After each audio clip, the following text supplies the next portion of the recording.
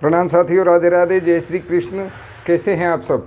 आशा करता हूँ पूर्णतः स्वस्थ और प्रसन्न होंगे, रहें भी, आनंदित रहें, खुश रहें। इसी के लिए राधा रानी से मैं कामना करता हूँ। तो दोस्तों, आज हम बात करते हैं बाबा भैरवनाथ के विषय में। बाबा भैरवनाथ कौन हैं?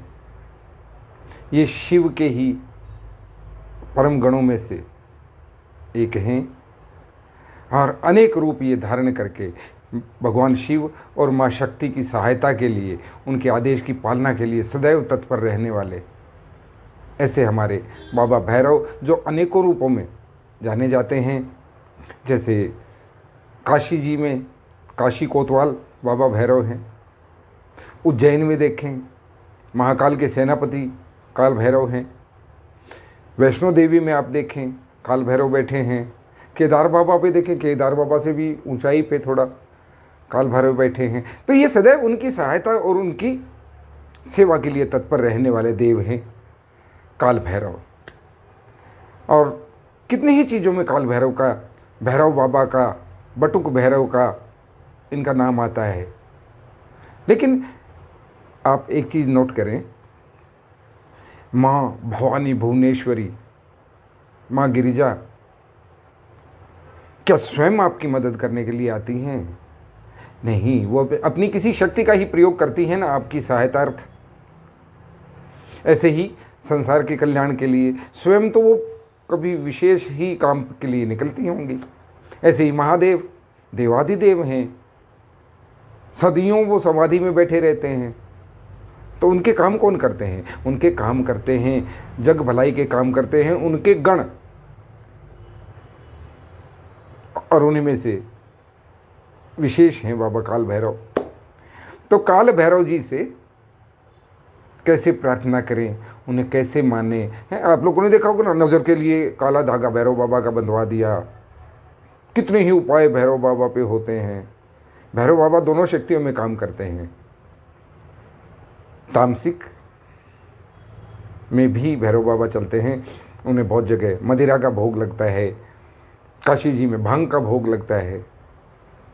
तो तामसिक भोग भी उनको स्वीकार्य है और सात्विक तो वो लेते ही हैं। माँ के साथ सदैव माँ का प्रसाद ग्रहण करने वाले काल भैरव बाबा।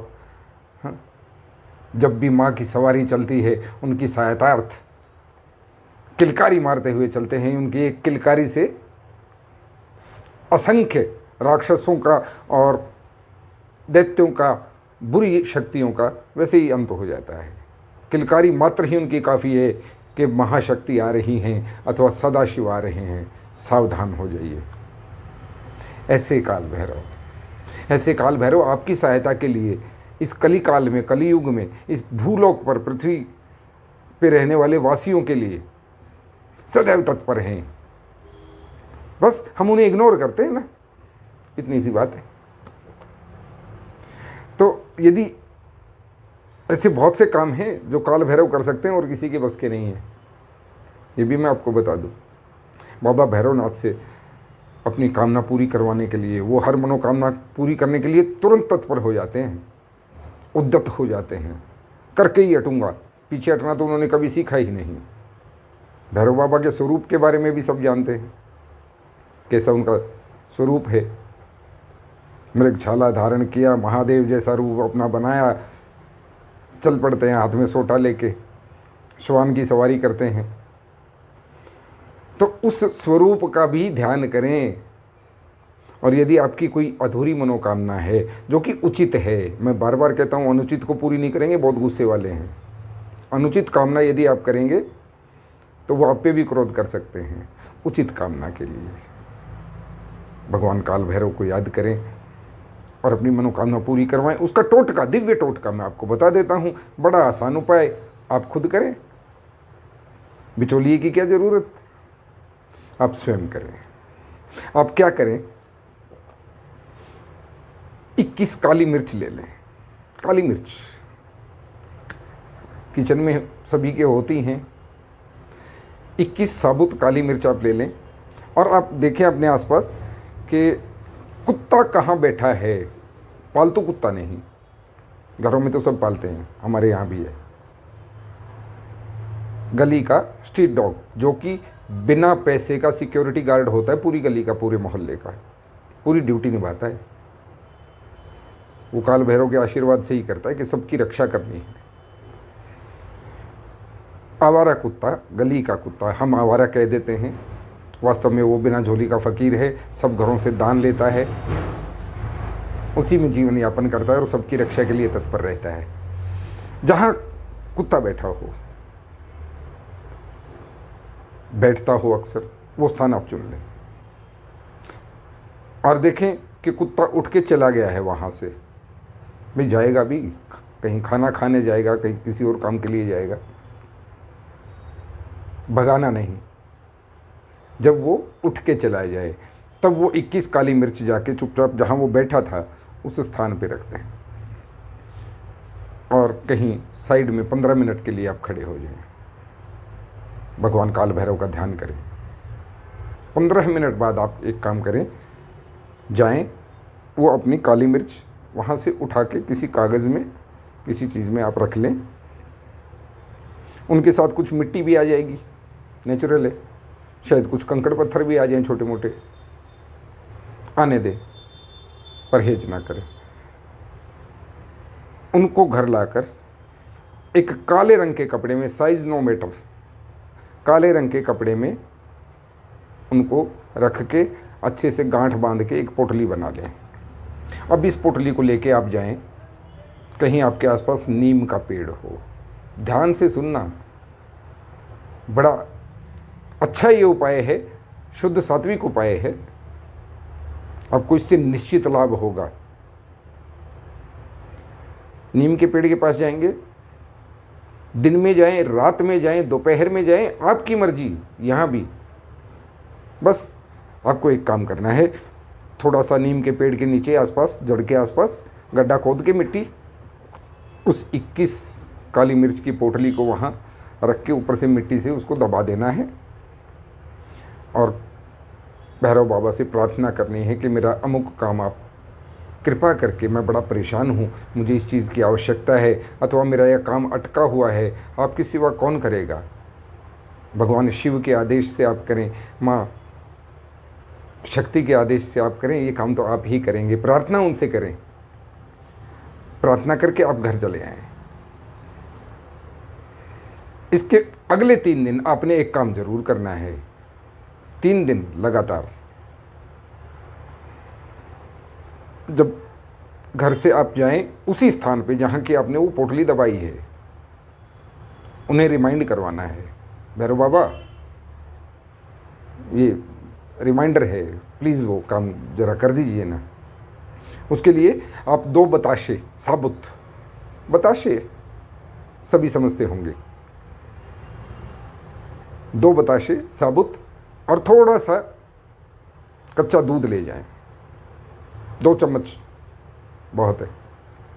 उसी स्थान पर जहाँ आपने वो पोटली दबाई थी वहाँ 2 बताशे चढ़ा दें और वो दूध वहाँ अर्पित कर दें उसी मिट्टी में, बताशों के आसपास, और बाबा को रिमाइंडर करवाएं 3 दिन लगातार, किसी भी टाइम, और निश्चिंत हो जाएं।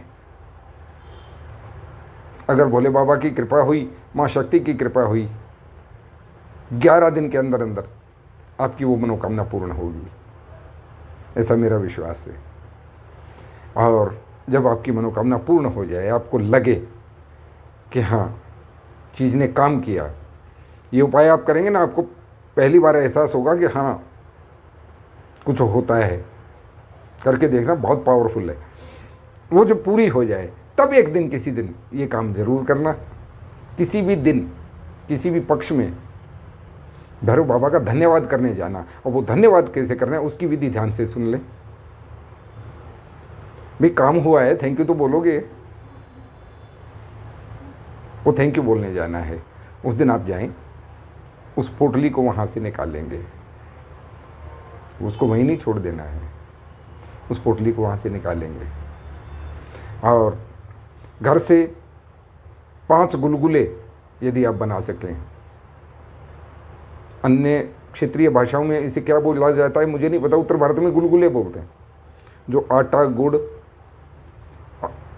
मिश्रित करके और वो तेल में तल के बनाए जाते हैं, मीठा पकवान होता है। बाबा काल भैरव का भोग है 5 गुलगुले, 2 लौंग और 1 क्वार्टर पौआ, चाहे आप देसी शराब का लें अथवा विस्की का लें, आपकी मर्जी, ये आप ले लें। ये लेकर कहीं आसपास भगवान भैरव का मंदिर है तो वहाँ ये अर्पित करके उनका धन्यवाद करके आएँ। कोई मंत्रों की आवश्यकता नहीं, बाबा आपने बड़ी कृपा की, मेरा ऐसा उलझा हुआ काम आपने बना दिया, आपका बहुत बहुत धन्यवाद है, आगे भी हमारी रक्षा में यूँ ही तत्पर रहना और हम आपको याद रखेंगे। ऐसी प्रार्थना करके आ जाएं। यदि आसपास मंदिर नहीं है भैरव बाबा का मंदिर, तो स्वच्छ बहते जल में उन चीज़ों को डालेंगे, प्रवाहित कर देंगे, धन्यवाद करेंगे, पीछे मुड़ेंगे, घर आ जाएंगे, आपका काम हो गया है। पलट के नहीं देखना, निश्चित लाभ होगा, आजमा के देखें। बाकी तो मैं क्या कहूँ। अब कोई काम आपको ना ऐसे बताया जाए कि भाई नित्य भगवान की पूजा किया करो, कोई नहीं मानेगा। सच है, हाँ करते तो हैं, रोज़ तो प्रणाम करते हैं, मंदिर के सामने से जाते हैं तो यूं करके भी जाते हैं, है ना, ऐसा बस हो गई पूजा। नहीं, मैं तो 1 माला तो रोज़ कर ही लेता हूँ, अच्छी बात है, अभ्यास को बढ़ाएं। लेकिन यदि मैं कहूँ भगवान की पूजा आपको करनी है, नहाना धोना है, साफ स्वच्छ वस्त्र पहनने, सफ़ेद रंग के कपड़े पहने, घर के ऐसे कोने में जाएं जहाँ कोई ज़्यादा आता जाता ना हो, वहाँ आप आसन लगा लें, सामने 2 लड्डू रखें, उन लड्डुओं के अंदर 2 लौंग लगा लें, वहाँ तिल के तेल का दीपक प्रज्वलित करें और फिर बैठकर आप कमलगट्टे की माला से अथवा रुद्राक्ष की माला से अथवा किसी अन्य पवित्र माला से आप ये जाप रोज करेंगे तो आप जरूर करेंगे, क्योंकि आपको उलझा दिया गया। भगवान नाम लो ना यार, भगवान को अपने साथ ही समझो ना, उनसे प्रार्थनाएं करो, उनसे बातें करो, वो यहीं हैं, कहीं दूर नहीं है। ऐसे ही काल भैरव आपकी सहायता के लिए तत्पर हैं, लाभ उठाएं। राधे राधे कहते रहें। श्री काल भैरव को भी मेरी राधे राधे बोल देना। हरे कृष्णा।